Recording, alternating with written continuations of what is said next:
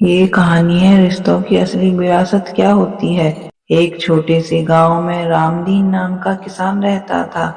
उसकी पत्नी शांति देवी पूरे गांव में सख्त स्वभाव वाली सास के रूप में जानी जाती थी।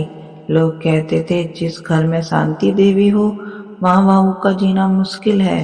रामदीन के बेटे मोहन की शादी शहर में पढ़ी लिखी लड़की सुमन से हुई। सुमन शांत, समझदार और संस्कारों वाली थी। शादी के बाद जब वह ससुराल आई तो शांति देवी ने साफ कह दिया, इस घर में मेरी चलती है। सुमन ने सिर झुकाकर कहा, माँ मुझे सिर्फ आपका आशीर्वाद चाहिए। शांति देवी हर बात पर सुमन की परीक्षा लेती, कभी खाने में कमी निकालती, कभी उसके उठने बैठने पर ताने मारती। मोहन बहू के पक्ष में कुछ कहना चाहता लेकिन सुमन उसे रोक देती। रिश्ते शब्दों से नहीं व्यवहार से सुधरते हैं।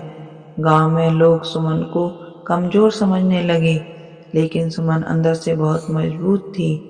एक साल बाद जब गांव में अकाल पड़ा, अनाज कम हो गया, शांति देवी ने कहा, अब घर का खर्च संभालना मुश्किल है। सुमन ने अपने मायके के गहने चुपचाप बेच दिए और घर में अनाज भर दिया।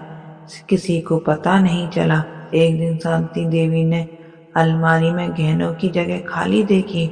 उन्होंने गुस्से में पूछा, गहने कहाँ गए? सुमन बोली, माँ घर बचाने में चले गए।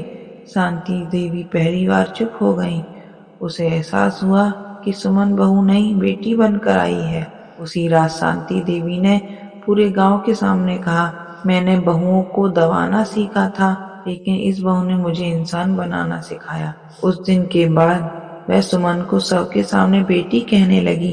गांव में लोगों की सोच बदलने लगी। अब सास बहू को दुश्मन नहीं, दो पीढ़ियों का सेतु समझा जाने लगा।